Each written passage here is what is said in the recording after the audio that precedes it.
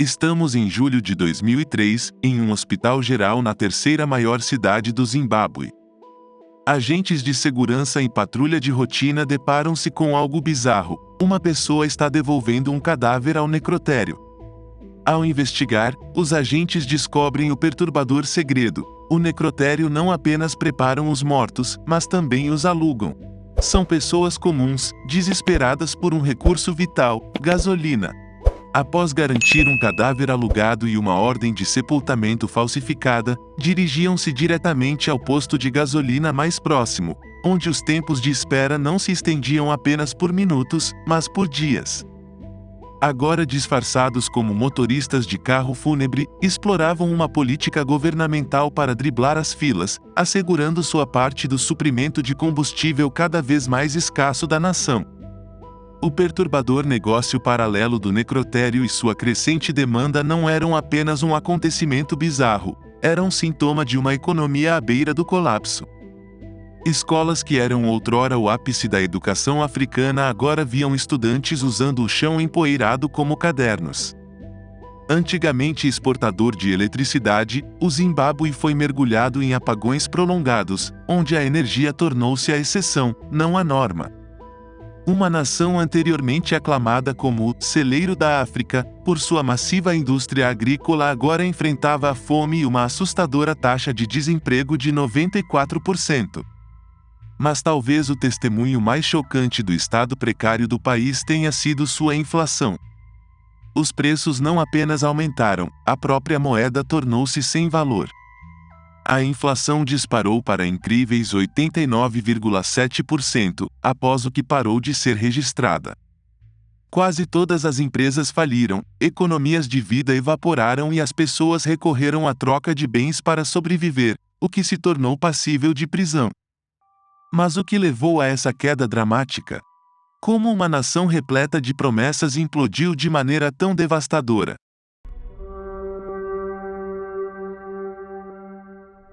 Se quiser saber mais sobre como fazemos esses vídeos, há um universo inteiro por trás das câmeras que acontece aqui. Uma equipe de pessoas incríveis que faz isso acontecer e você pode aprender como fazer esses vídeos. Link no primeiro comentário fixado. A jornada econômica do Zimbábue destaca o papel crucial das estratégias globais na formação do destino de uma nação. Em 1865, dois colonos holandeses compraram uma área aparentemente comum de terra no que hoje é a África do Sul. No entanto, em poucos anos, sua terra possuía um abismo cavado à mão de 215 metros, criativamente chamado de The Big Hole. Em 1888, o Grande Buraco era a mina de diamantes mais rica do mundo, um ativo então sob o controle do magnata da mineração nascido na Grã-Bretanha, Cecil Rhodes. Embora os irmãos tivessem vendido a terra, seu impacto perdurou, já que Rhodes nomeou sua nova empresa, De Beers, agora a maior empresa de diamantes do mundo, em homenagem a eles. Insatisfeito com seu monopólio de mineração na África do Sul e impulsionado por sua paixão pelo imperialismo britânico, Rhodes fundou a British South Africa Company em 1889. Munido de uma carta real da coroa britânica, a empresa invadiu rapidamente Mashonaland. Pouco depois, iniciaram uma campanha militar contra o reino Ndebele, utilizando a recém-inventada metralhadora Maxim com eficiência brutal. A terra conquistada passou a ser conhecida como Rodésia, nomeada em homenagem a Rhodes, com a Rodésia do Sul sendo formada na atual Zimbábue. 500.000 de africanos nativos foram realocados para reservas, onde enfrentaram impostos, trabalho forçado e exclusão política. Pelas próximas 3 décadas, a terra não era de propriedade, controle ou operação do governo britânico, mas da própria empresa. E seu objetivo principal era explorar a região por todos os seus recursos. No entanto, a natureza do desenvolvimento da Rodésia do Sul foi definida por um erro fundamental. A empresa superestimou a riqueza mineral da área e continuou a fazê-la por uma década. Embora a área fosse rica em diamantes, ouro, platina, cromo e carvão, esses recursos estavam muito dispersos para as operações em grande escala que a empresa havia imaginado. Ao reconhecer sua negligência, a empresa mudou sua estratégia. Em vez de lucrar diretamente com os recursos da terra, decidiram lucrar com quem poderia. Ao promover a migração europeia e nutrir uma elite rural branca, buscavam acelerar o crescimento econômico. Essa abordagem lhes permitiria coletar impostos e royalties, aumentar as receitas do sistema ferroviário e, crucialmente, aumentar o valor de suas propriedades. Em troca, a empresa concedia aos colonos direitos de mineração e comércio, terras acessíveis, infraestrutura e proteção militar. Entre 1902 e 1911, a população europeia dobrou, impulsionada por aqueles que buscavam enriquecer na mineração.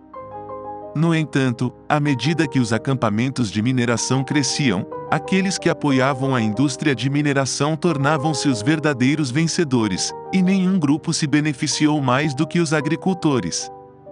À medida que os agricultores se instalavam para alimentar a crescente população, percebiam que a terra que cultivavam era uma das mais férteis da África, ideal para cultivar culturas como milho, algodão, trigo e o altamente lucrativo tabaco.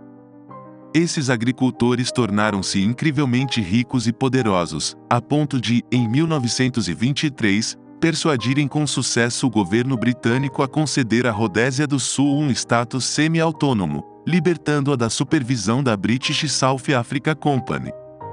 Sob esse arranjo, a Grã-Bretanha continuaria a gerenciar a política externa, enquanto a minoria branca agora podia controlar os assuntos internos. Utilizando sua nova autonomia e inspirando-se nos acontecimentos na África do Sul, a minoria branca estabeleceu um estado de apartheid completo. Os negros eram proibidos de possuir as terras mais férteis, sendo em grande parte confinados a regiões com condições propensas à seca e solos inferiores. Em contraste, os europeus, que constituíam meros 2% da população, receberam mais de 70% das terras, abrangendo todos os territórios nobres. Essa disparidade entre as raças cresceu exponencialmente à medida que a Rodésia do Sul experimentava um boom econômico após a Segunda Guerra Mundial. A escassez de importações durante a guerra levou a um crescimento dramático na fabricação, enquanto a demanda global por alimentos, tabaco e metais gerava uma chuva de receitas de exportação. O governo subsequentemente investiu recursos na criação de uma vasta rede de estradas pavimentadas e na construção da maior represa e usina hidrelétrica do mundo na época. A Rodésia do Sul estava a caminho de se tornar uma economia avançada e desenvolvida, mas apenas para a minoria no comando. No entanto, em 1964, a ansiedade tomou conta do governo. À medida que as potências coloniais europeias começaram a entrar em colapso e ondas de movimentos de independência varreram a África, o domínio da minoria branca sobre o poder começou a enfraquecer. Em uma tentativa desesperada de preservar sua dominação política e econômica, a Rodésia do Sul, agora liderada pelo primeiro-ministro Ian Smith, tornou-se o primeiro e único governo colonial branco a romper unilateralmente com o Império Britânico em 1965. No entanto, ao declarar independência, poucos governos internacionais a reconheceram. A Grã-Bretanha conseguiu mobilizar as Nações Unidas para impor sanções econômicas e políticas rigorosas, lançando a Rodésia em isolamento global. Apesar disso, a economia conseguiu continuar crescendo, pois o comércio secreto com aliados como a África do Sul e os territórios africanos de Portugal garantiam um salva-vidas para o comércio do país. Embora o governo tenha conseguido estabilizar a economia, não conseguiu conter os desejos de seu povo. A população negra travou um conflito de 15 anos, conhecido como a Guerra do Mato, contra o governo.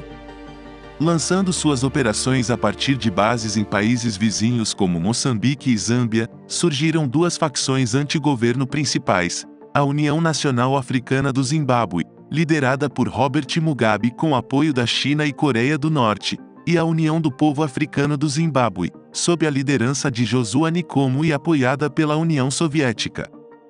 Sem apoio e vastamente em menor número, o governo da Rodésia foi forçado a negociar a paz, encerrando o domínio da minoria branca e dando origem à nova nação do Zimbábue.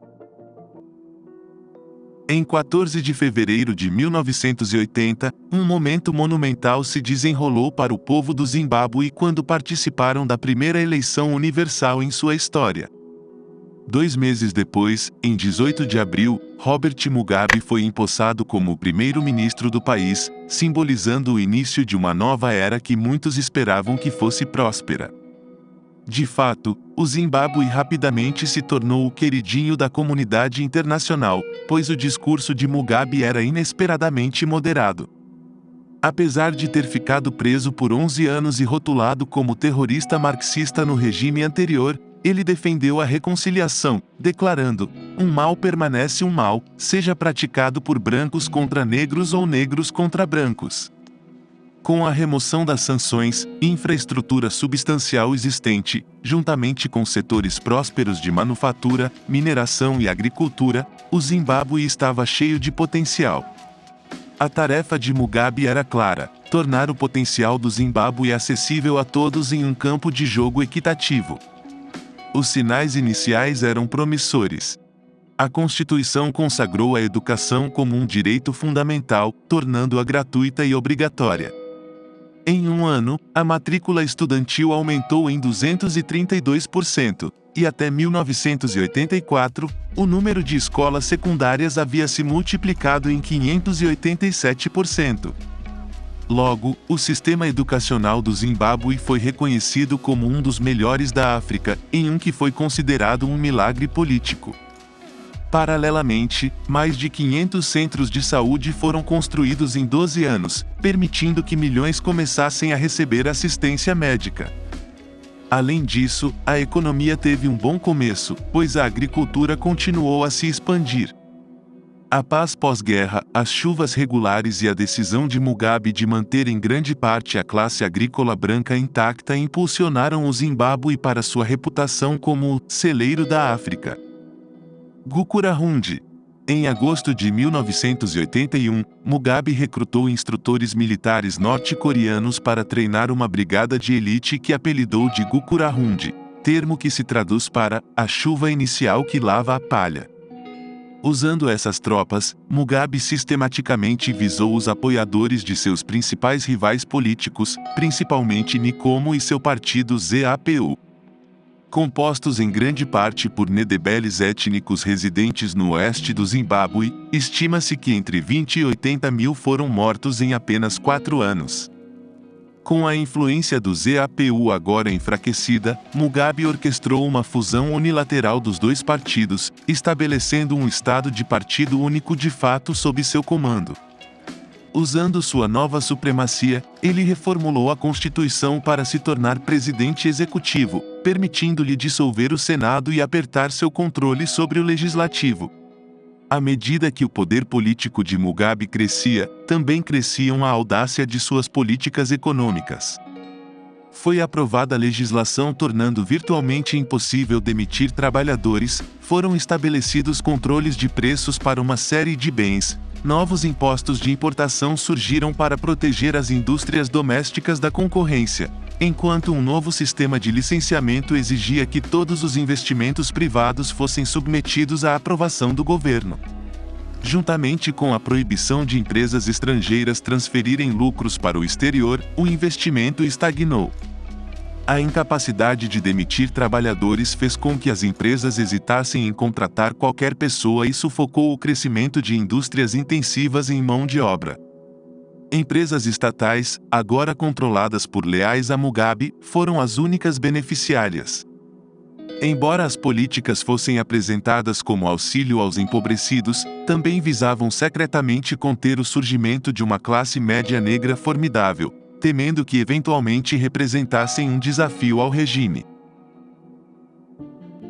De fato, a política econômica tornou-se uma extensão dos objetivos políticos de Mugabe, e seu método preferido para obter apoio era gastar somas exorbitantes de dinheiro. Entre o aumento dos gastos com educação, saúde, pagamentos mensais substanciais para veteranos e um crescimento surpreendente de 60% na folha de pagamento do governo, as despesas saíram do controle e o governo desenvolveu uma dependência insalubre de empréstimos internacionais.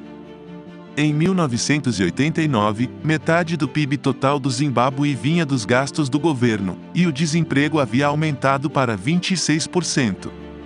Sob pressão dos credores internacionais para reduzir esses gastos, os funcionários do governo reconheceram a necessidade de mudança de política para garantir a sobrevivência do regime.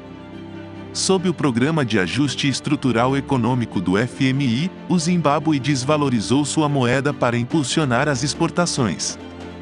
Controles de preços e salários foram flexibilizados para abordar o desemprego, e as barreiras comerciais foram reduzidas para acelerar o crescimento do setor privado. No entanto, a economia entrou rapidamente em uma recessão acentuada, pois a maioria das indústrias lutava contra uma inundação de importações baratas, enquanto uma série de secas severas viu a produção agrícola despencar. Simultaneamente, Mugabe falhou em conter os gastos, mesmo com a queda das receitas fiscais. O acúmulo de dívidas acelerou, e o governo recorreu cada vez mais à impressão de dinheiro para financiar despesas, levando a inflação acima de 20% ao ano. No entanto, até 1996, o Zimbábue estava começando a ver os resultados das reformas, com crescimento econômico, exportações e investimentos estrangeiros aumentando rapidamente. Nesse mesmo ano, o Fundo de Compensação de Veteranos de Guerra ficou vazio depois de anos de esgotamento por parte de funcionários corruptos do governo, com 450 milhões de dólares sendo roubados em apenas 8 meses. Com pagamentos interrompidos, os veteranos, que desempenharam um papel fundamental na derrubada do governo anterior 2 décadas antes, começaram a organizar protestos intensificados. Em uma tentativa desesperada de acalmar a agitação, Mugabe concordou em começar a pagar uma nova mesada mensal, equivalente ao dobro do salário dos funcionários públicos e correspondente a 3% de toda a economia da nação. Em resposta a essa medida, o Banco Mundial, que estava prestes a fornecer um empréstimo de 100 milhões de dólares ao Zimbábue, suspendeu o acordo, aguardando um plano detalhado sobre como os novos pagamentos seriam financiados. Em resposta, Mugabe interrompeu todos os pagamentos da dívida, resultando em calote nos empréstimos do Banco Mundial, FMI e do Banco Africano de Desenvolvimento. As ramificações foram imediatas. A confiança do investidor foi destruída, fazendo com que o dólar do Zimbábue perdesse 75% de seu valor em um único dia. Isso fez com que a conta de importação do governo disparasse instantaneamente, e Mugabe buscou aumentar os impostos. No entanto, o golpe definidor para o Zimbábue ocorreu em 1998, quando Mugabe enviou 11.000 tropas para a República Democrática do Congo, supostamente para apoiar seu líder, Laurent Kabila, em uma guerra civil alimentada por Uganda, Ruanda e Burundi. Na realidade, os motivos de Mugabe provavelmente eram impulsionados pela exploração de recursos. Em uma entrevista reveladora na TV, um coronel do Zimbábue afirmou: há fortunas a serem feitas no Congo. Por que correr para conquistar os rebeldes? O envolvimento na guerra custou não apenas ao Zimbábue 6 bilhões de dólares, dinheiro que o governo não tinha, mas também levou o país a ser cortado de toda a ajuda econômica internacional. No final da década, o Zimbábue, sobrecarregado por pesadas dívidas e privado de financiamento internacional, estava em espiral.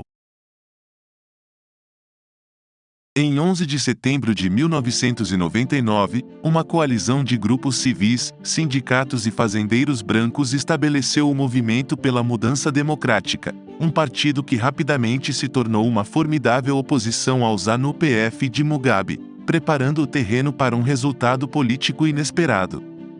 Preocupado com a crise intensificante da nação, Mugabe convocou um referendo sobre uma nova Constituição.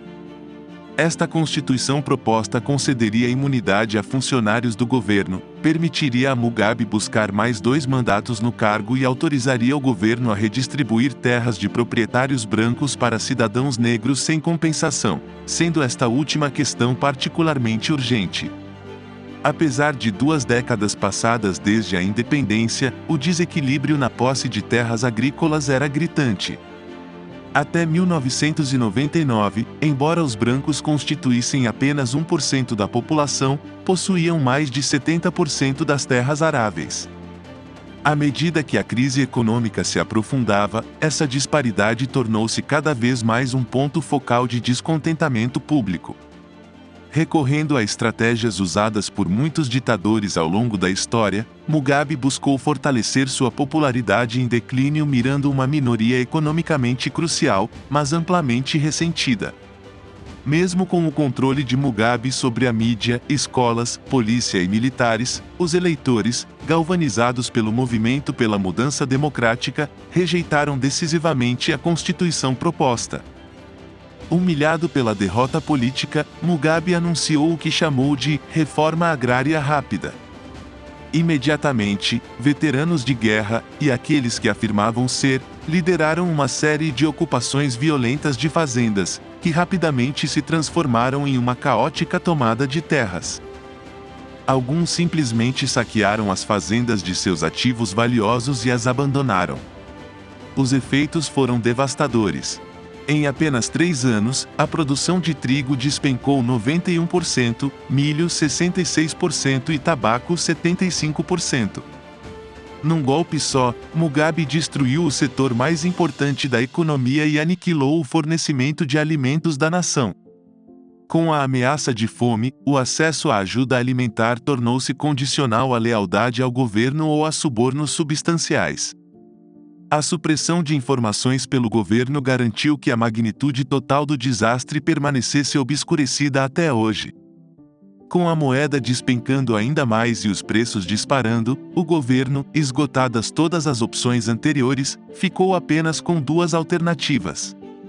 Poderia cortar gastos, causando uma depressão severa mas necessária, ou recorrer a financiar tudo simplesmente criando mais dinheiro. Optando pelo caminho de menor resistência política, o governo inundou o mercado com novas moedas de denominação mais alta. No entanto, o que foi planejado como uma solução de curto prazo rapidamente escapou do controle do governo.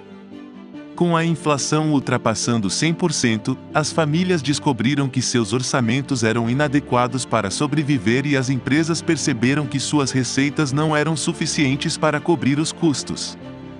Poucos haviam previsto com precisão a extensão dos aumentos de preços, mas a lição estava clara para todos. A partir deste ponto, a inflação não era apenas um reflexo da oferta de dinheiro, mas também era influenciada pelas expectativas de inflação futura do público, criando uma situação em que os preços começavam a subir mesmo antes que novo dinheiro entrasse em circulação, introduzindo um novo paradoxo estranho. Mesmo que a oferta de dinheiro tivesse aumentado quase 10 vezes apenas 2 anos após as reformas agrárias, uma escassez de dinheiro surgiu, desencadeando uma corrida aos bancos. Para evitar o colapso do setor financeiro e da economia como um todo, o governo se viu obrigado a imprimir ainda mais dinheiro. Eles impuseram limites de saque bancário tão baixos que mal cobriam a passagem de ônibus até o banco. Proprietários de lojas enfrentavam tempo na prisão se fossem pegos aceitando moedas estrangeiras. Zeros eram simplesmente cortados da moeda quando os cheques não tinham espaço para acomodar as longas sequências de dígitos. E quando as reservas de moeda estrangeira do governo se esgotaram, recorreram ao roubo descarado. Fundos de pensão foram coagidos a comprar títulos do governo que desvalorizavam, aniquilando as economias de milhões. Exportadores se viram encurralados, obrigados a trocar sua moeda estrangeira suada por dólares do Zimbábue a taxas abismais. Agricultores e mineradores foram obrigados a vender exclusivamente para o governo, frequentemente a preços tão baixos que obter lucro se tornou inviável. Conforme o governo recorreu ao controle de preços e simplesmente declarou a inflação ilegal, até 2006 praticamente todas as lojas no país haviam falido, pois os preços regulamentados dos produtos eram inferiores ao custo de reposição. À medida que os fabricantes seguiram o mesmo caminho, o Zimbábue rapidamente desindustrializou-se, à medida que a produção cessou e as importações substituíram todos os bens. Um após o outro, serviços públicos como eletricidade, esgoto, transporte, escolas e hospitais desmoronaram, pois, no momento em que recebiam financiamento, o dinheiro já havia se depreciado quase que totalmente. Muitos profissionais, antevendo um futuro sombrio, fugiram da nação, levando à decadência da infraestrutura e a um alarmante déficit de médicos e professores. As únicas instituições que permaneceram funcionais foram a polícia e o exército, devido ao tratamento preferencial dado pelo governo. No entanto, elas se transformaram de serviços públicos em forças opressivas, extorquindo subornos da população sofrida e reprimindo brutalmente qualquer dissidência política. Até 2008, tornou-se praticamente impossível encontrar produtos básicos como comida, papel higiênico ou combustível. Pacientes com câncer e HIV deixaram de receber cuidados, crianças pararam de receber educação, e todos estavam em risco de prisão por recorrer a moedas estrangeiras e ao mercado negro para sobreviver. O desemprego atingiu 94%, e a inflação atingiu 89,7%. Na verdade, a inflação se aproximou do infinito, já que o dólar do Zimbábue deixou de ser usado por qualquer pessoa, incluindo o governo. O PIB per capita era agora 1/3 do seu nível na independência, a expectativa de vida havia caído mais de 20 anos, e estima-se que 30% da população inteira tenha fugido do país. No entanto, em meio a esse tumulto, uma luz no fim do túnel surgiu. Com o pano de fundo do caos econômico e intensificado pela violência política de uma eleição contenciosa em 2008, as principais facções políticas encontraram terreno comum. Eles negociaram um acordo de partilha de poder, dando origem a um governo de unidade nacional. Embora Mugabe tenha permanecido no poder, a coalizão conseguiu conter algumas de suas tendências mais extremas. Em 12 de abril de 2009, o dólar do Zimbábue foi oficialmente descontinuado, sendo substituído por moedas estrangeiras.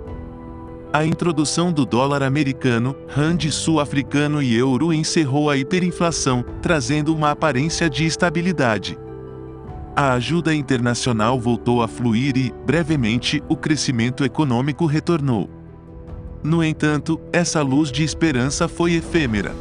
Até 2013, Mugabe e o ZANU-PF voltaram às suas táticas antigas, usando intimidação de eleitores para influenciar a eleição a seu favor.